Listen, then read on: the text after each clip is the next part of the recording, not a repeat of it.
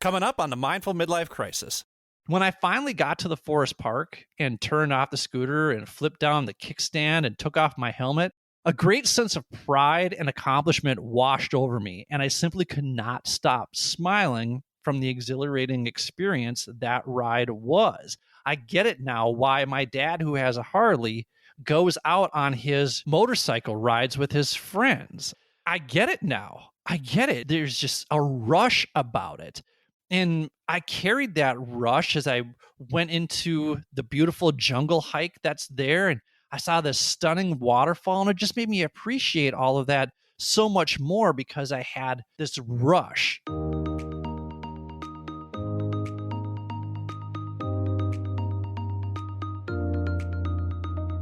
Welcome to the Mindful Midlife Crisis, a podcast for people navigating the complexities and possibilities of life's second half. I'm your host, Billy Lahr, an educator, personal trainer, meditation teacher, and overthinker who talks to experts who specialize in social and emotional learning, mindfulness, physical and emotional wellness, cultural awareness, finances, communication, relationships, dating, and parenting, all in an effort to help us better reflect, learn, and grow so we can live a more purpose-filled life. Take a deep breath, embrace the present, and journey with me through the Mindful Midlife Crisis.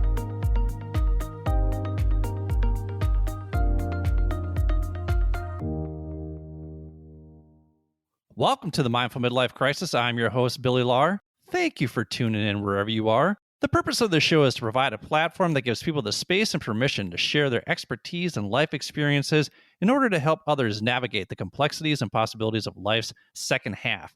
But on the first Wednesday of every month, I record a solo episode to share my travel experiences with you and how those experiences are helping me navigate my own mindful midlife crisis, which is actually more of a midlife pivot than a crisis, because if I'm being honest, I'm feeling pretty good about where I am in my life. But if you've been a fan of the show since day one, you know that that hasn't always been the case. So I am happy to share my experiences with you in these solo episodes in the hopes that my trials, tribulations, and successes will inspire you to take intentional action to live a more purpose-filled life.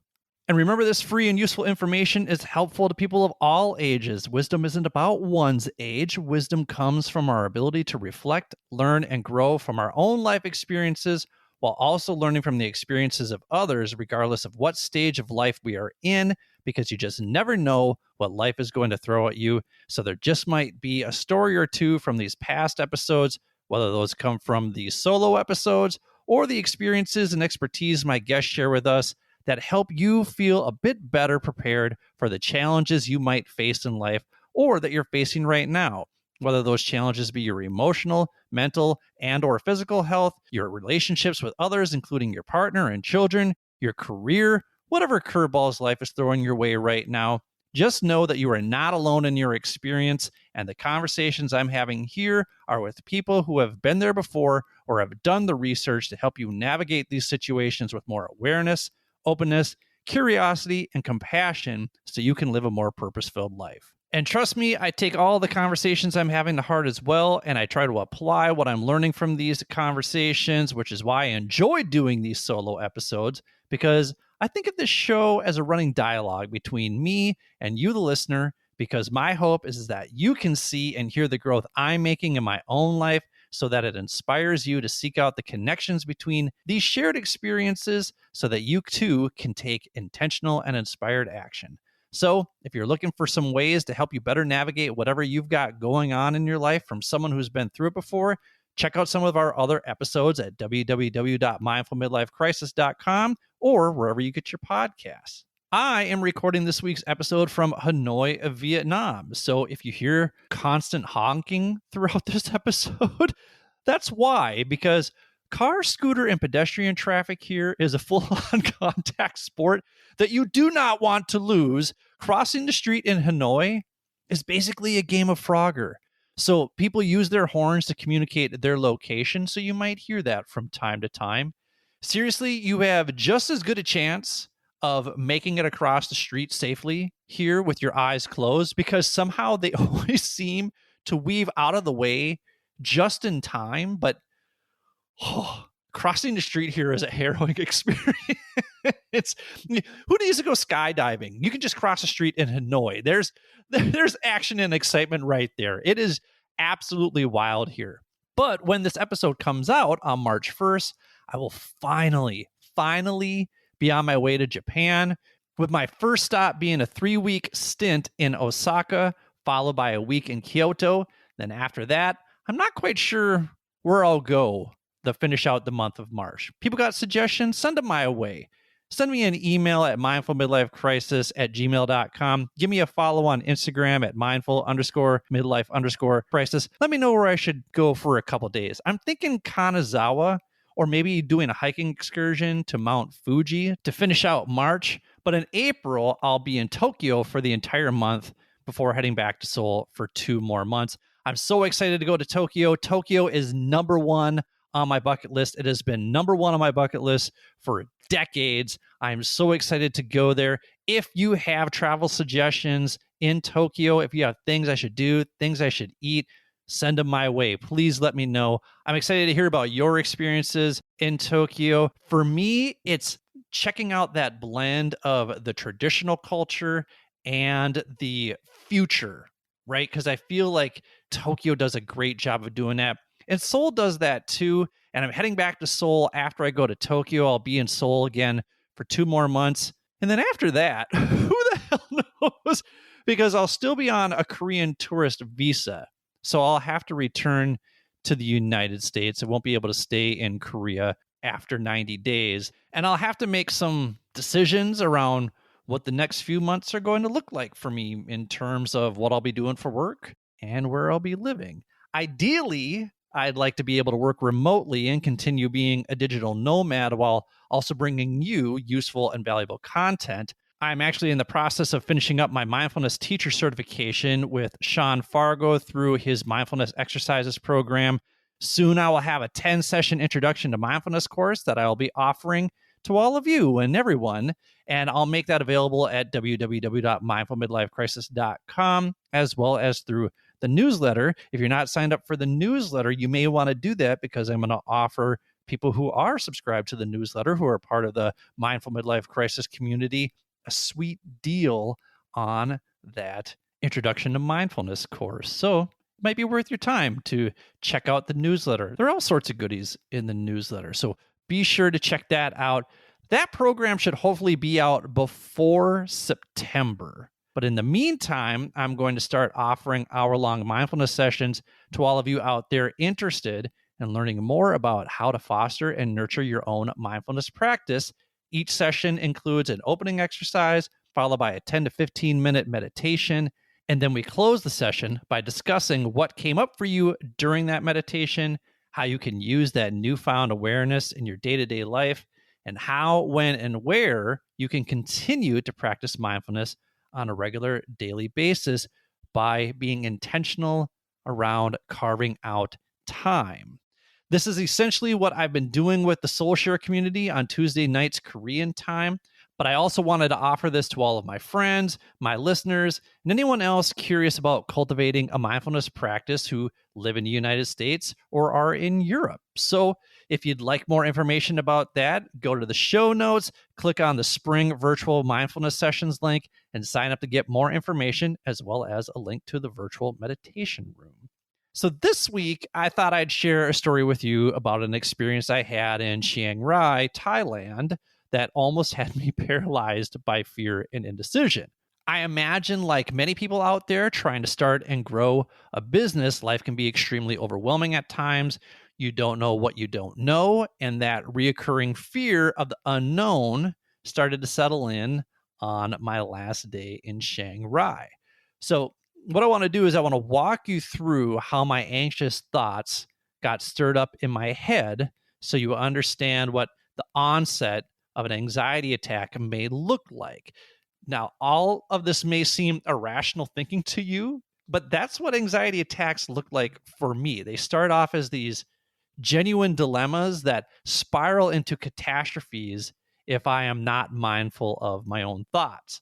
The focus of this near meltdown revolves around how I was going to get around Chiang Rai for the 3 days I was there. When I'm traveling, I generally choose cities that have quality metro transit so that I can easily navigate my way around the city. But Thailand's city transit is somewhere between scarce and non existent. And up to that point, I'd been using Grab, which is basically Thai Uber. It's extremely cheap by American standards, but if you use it every day, it starts to add up. So that means I do a lot of walking, but sometimes there are places that you want to see that are just too far away and you can't walk to them, or it's just going to eat up your entire day. And I find myself in that situation a lot because I walk all over cities, but sometimes you just need public transportation. You need a car, you need a scooter, you need something to get you there. And that's how I let this dilemma spiral into something much bigger. So on my first day in Chiang Rai, I walked to, and you guys are going to have to forgive my pronunciation for these temples, but I see it as Wat Rung Suya 10. If you speak Thai, could you please correct me? Let me know. I always feel so awful when I butcher these names right here. I just don't have the tongue for it. I don't have the accent for it.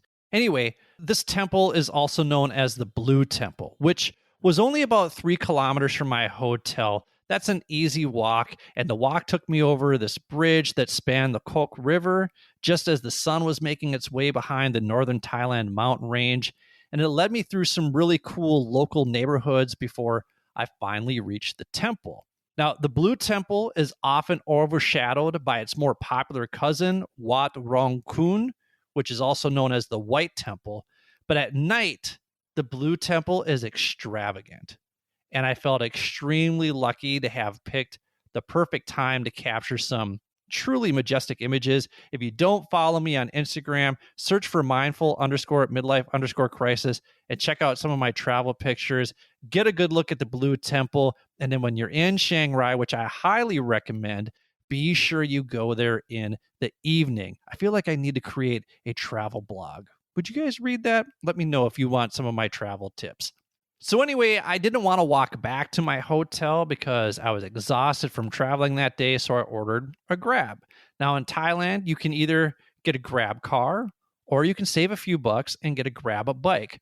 But since I am absolutely terrified of motorcycles and I saw how people insanely zipped around their scooters in Bangkok, and it's even crazier here in Hanoi, mind you, but it was crazy in Bangkok too. I went with the safer car option. Now, here's the thing. I grew up on a farm with 3-wheelers and 4-wheelers, and I used to zip around those gravel roads around our farmland back in the day. But there's just something about riding a motorcycle with 2 wheels that has always made me nervous. Maybe it's the time I drove my dad's motorcycle into a lawn sweeper. That might have something to do with it. I just don't want to ride one. They scare me. They terrify me. And of course, since I'm 45 years old and have never done that before, I've had plenty of time to build up that fear in my head. So I went with what I knew, got in the Grab car, and enjoyed my safe car ride back to the hotel. In Thailand, though, you got to understand motorcycle and scooter culture.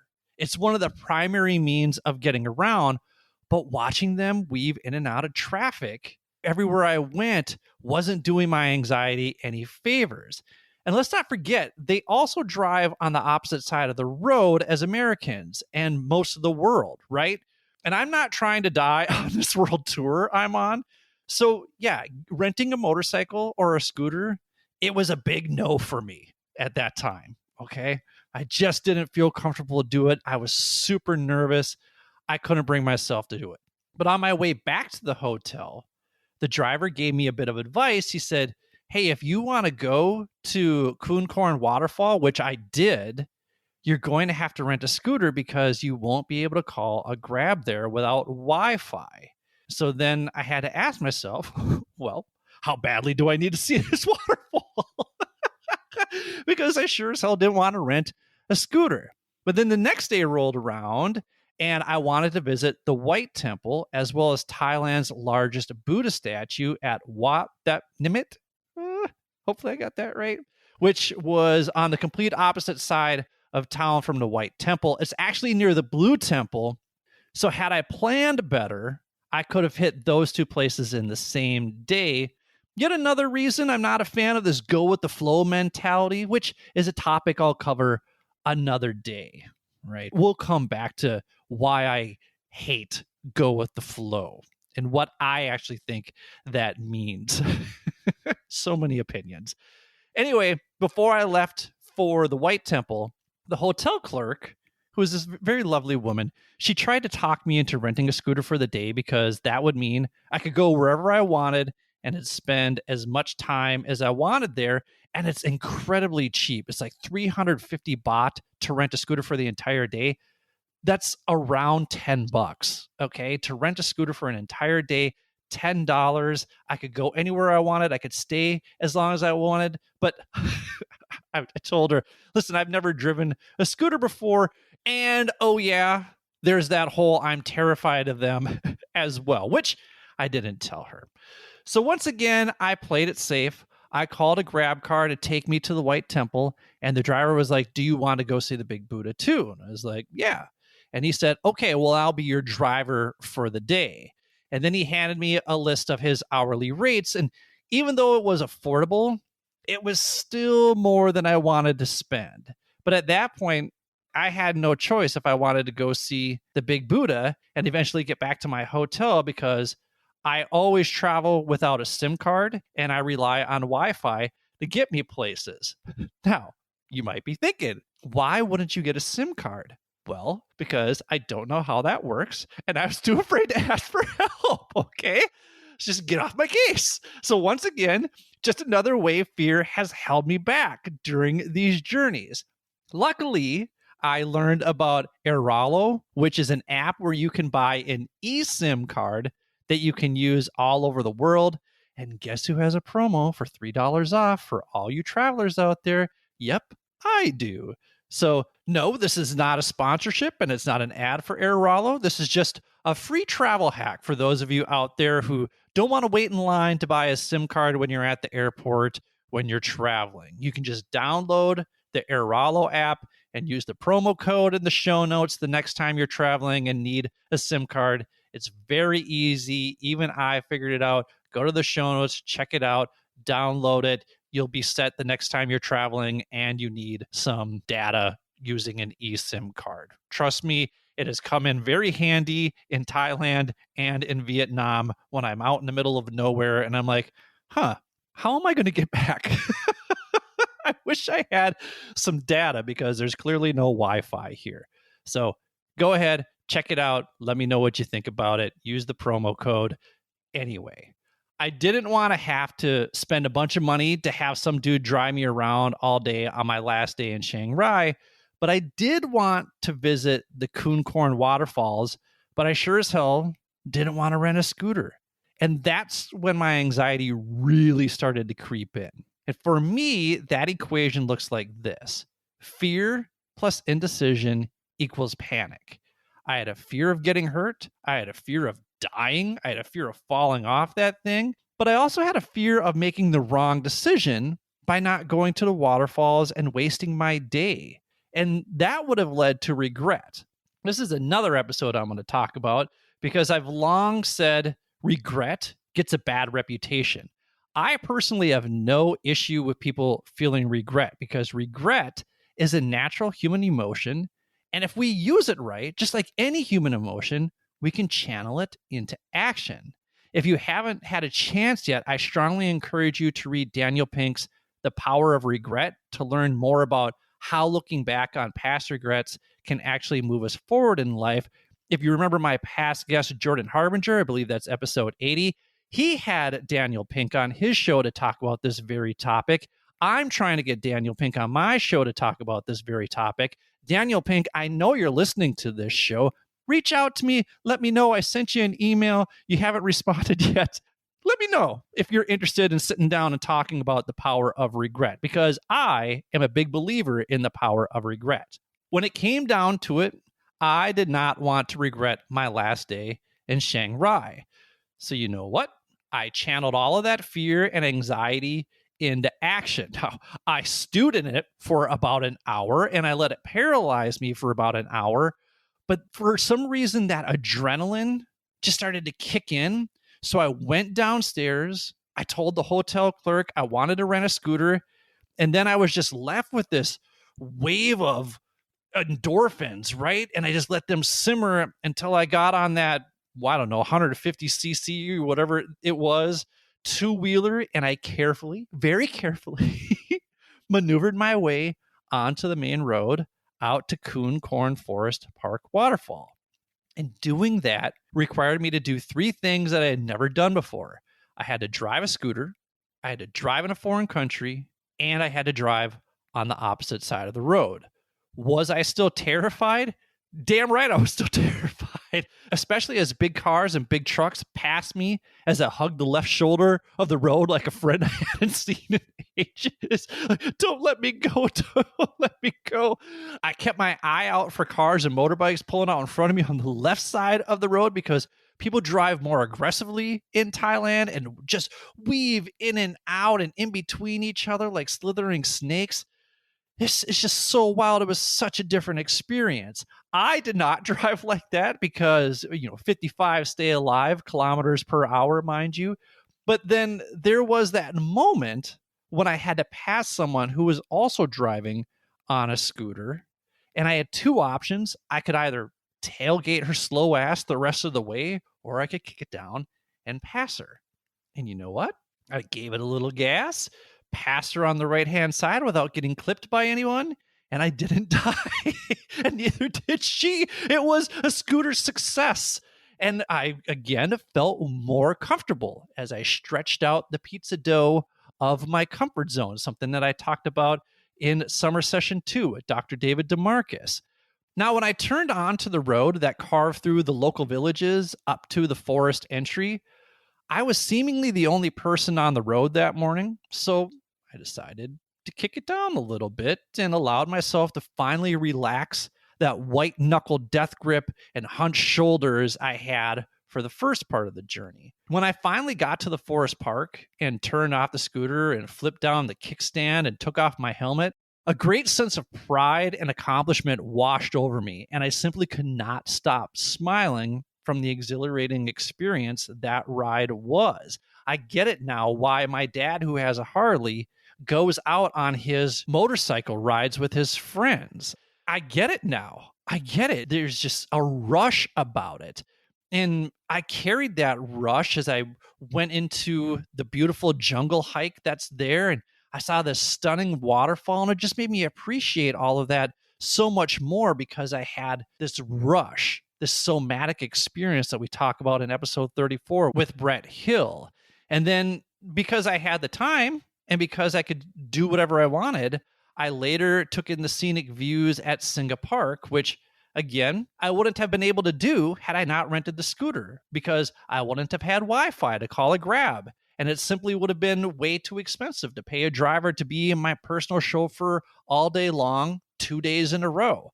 Plus, I would have felt rushed while the driver was waiting for me, and I didn't want to have that feeling either. Had I given in to all that fear yet again, I would have never had that experience, and that's something I definitely would have regretted. Instead, I have this beautiful memory of my last day in Chiang Rai that I get to share with you. So let's do this. We're going to take a quick break, and then when we come back, I'm going to share with you what my big takeaway is from this experience. Thank you for listening to the Mindful Midlife Crisis. Thank you for listening to the Mindful Midlife Crisis. If you're enjoying what you've heard so far, please do me a favor and hit the subscribe button. Also, giving the show a quick 5-star review with a few kind words helps others find and benefit from this podcast just like you are. Finally, please spread the wealth of free knowledge and advice in this episode by sharing it with the people in your life who may find this information and my mission to help others live a more purpose-filled life valuable. My hope is that these conversations resonate with others and inspire people to live their best lives. Thanks again. And now, back to the show. Welcome back to the Mindful Midlife Crisis. I'm here reliving my near anxiety attack from renting a scooter when I was in Chiang Rai. And I was talking about how regret can be used as a motivator. And because I did not want to waste an opportunity, like getting out into the Thai wilderness, get away from me, I mustered up the courage, took immediate action, and rode that wave of adrenaline all the way to the waterfall. And in doing so, I also reminded myself what it feels like to be alive. I'm all for comfort and stability. I think those alongside regret also get a bad rap. But when comfort and stability feel like complacency, that's when it's time to take action and do something that makes you nervous or downright terrifies you to remind you that you're alive. Now, forget these people who tell you to do something that terrifies you every day. Life is hard enough without constantly seeking out ways to stress your nervous system, right? Stability and comfort are a good thing. There's nothing wrong with stability and comfort. It's complacency that we want to fight against. So when you start to feel lethargic or paralyzed by indecision, take inspired and intentional action towards something that is normally at the edge of your comfort zone. If it's outside your comfort zone, ask yourself, is this a rational fear or an irrational fear? Am I making a mountain out of a molehill? I do this all the time, and I think about, okay, what are some small steps that I can take in order to stretch out the pizza dough of my comfort zone so that I can work up to a level of a little bit more comfort to take that step where I get these small successes along the way. And another thing that I do is I ask myself, what is the probability of something disastrous happening? And the reality is, I've driven cars, I've driven three-wheelers, I've driven four-wheelers, I know how to ride a bike. Yeah, this was different and it was a lot of things thrown to me at once. But if I was responsible, if I was careful, then I knew that the probability of me getting into an accident, crashing, dying on a scooter, it was probably pretty small. And I was just catastrophizing it in my head. So once I kind of wrestled with that a little bit and then let that feeling go, then I was able to, like I said, make a quick decision, ride that wave of adrenaline, and just be like, okay, I'm committed to it now. And while I'm still jacked up and feeling this, I'm going to go for it. And I don't necessarily recommend making emotional decisions all the time. But when it comes to overcoming fear, sometimes that's the best way to go. And if you need someone to help you process through these fears, these thoughts, these self-limiting beliefs, I just want you to know that I'm here to offer my services to you in case anything I have shared today sounds intriguing, but you're just not sure where to start, or you're just not convinced you'll stick with it unless someone holds you accountable. So if you want a low-risk, high-reward way of doing that, go to the show notes and sign up for the spring virtual mindfulness sessions. You're also welcome to schedule a virtual check-in using the Calendly link, which you can also find in the show notes. And if there's one thing I learned during my first year of solo traveling, it's this. I should have budgeted time and money for either therapy or a life coach. I was navigating so many life transitions that I'd never had to think about before, and I was dragging a lot of unresolved emotional baggage and residue with me. So when I tried to make a plan, I was only using the tools I had in my current toolbox. Luckily for me, I was also having a lot of great conversations with amazing guests who shared their experiences and expertise, and I was able to implement a lot of what they shared into my own experiences so that I could navigate life a little bit better. But when I got back to Korea in October, I finally invested in working with a therapist again through BetterHelp. Now, this is not another commercial. This is not another ad. BetterHelp is not a sponsor yet. But I am more than okay with giving them a little bit of free advertising because I'm a huge advocate of therapy. Because if you go back and listen to episode 3, you'll hear about how therapy and mindfulness not only changed my life, but most likely saved it as well. So if you're looking for more affordable mental health services, you can get a free week of BetterHelp by going to the show notes and clicking on the referral link. Just to be transparent, if you sign up, I also get a free week. But if you sign up, then you'll get your own referral link that you can share.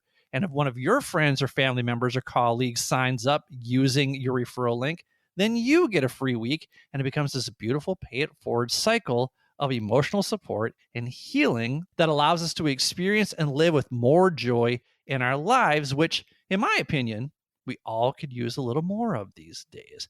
So check out the show notes for that referral link. I wish I would have started using this service a year ago when I first started traveling and transitioning, because when you're doing something like this alone, it could feel overwhelming. So it's nice to have a licensed therapist to help you process everything so you can follow through those life-changing daily habits that lead to achieving your goals in life. If you're a fan of the newsletter, I use a lot of what we talk about in therapy in the newsletter. It really brings out some interesting things that I had never thought about before. This week's newsletter is going to be about what messages life has been sending me and how I've been processing them. And that's the thing about these conversations I'm having with my therapist and the guests of this show. I take them all to heart so that I can put in the work just so I can get a little bit better in the long term. Do I make progress every single day? No, of course not. Our growth looks more like the stock market. We might go through a really rough patch that puts our growth into a bear market, so to speak. And we may not reap the benefits of our growth for a while. But if we play the long game, you'll see that the stock market always bounces back, and so can you. Like I've said before, if you're not investing in your personal growth, then you are investing in personal decay. If you haven't been investing in your personal growth, it's time to make a move. So if you're looking for a way to help you be more mindful and productive, go to the show notes and sign up for the spring virtual mindfulness sessions. You can join at any time. It's my way of saying thank you for listening to me share this advice with you today. And I want to show my appreciation to you. As I said before, I just want to see you succeed. So if you start falling behind, our Mindful Midlife Crisis community will be there to help you reflect, learn, and grow. And remember this, mindfulness is about sitting in awareness with open curiosity, compassion, and non-judgment. So if you suddenly become aware of what's got you stuck, congratulations, you are practicing mindfulness. My job will be to help you process that new awareness with curiosity, compassion, and non-judgment so we can let go of whatever is holding you back from living a more purpose-filled life. If this episode inspired you to invest in yourself in a new way, please do me a favor and subscribe to the show wherever you get your podcasts. If you're an Apple listener, please consider leaving a 5-star review with a few kind words. And if you're a Spotify listener, give us a follow and click the 5 stars under the show art. There are a lot of resources in this week's show notes, so be sure to have a look at those as well. If you'd like to share your thoughts on this week's episode, you can find all of my contact information in the show notes. Feel free to email me your takeaways from this conversation at mindfulmidlifecrisis@gmail.com. You can also follow me and DM me on Instagram at mindful_midlife_crisis. I'm on LinkedIn at Billy Lahr, that's LAHR, or you can send a message to the contact page at www.mindfulmidlifecrisis.com. While you're there, feel free to sign up for the newsletter so you can get access to the free meditations I send out every Sunday. Finally, remember that sharing is caring, and I would greatly appreciate it if you would share this episode with the people in your life who may benefit from having someone help them be more mindful and productive so they can live a more purpose-filled life. So with that, this is Billy. Thank you for listening to the Mindful Midlife Crisis. May you feel happy, healthy, and loved. Take care, friends.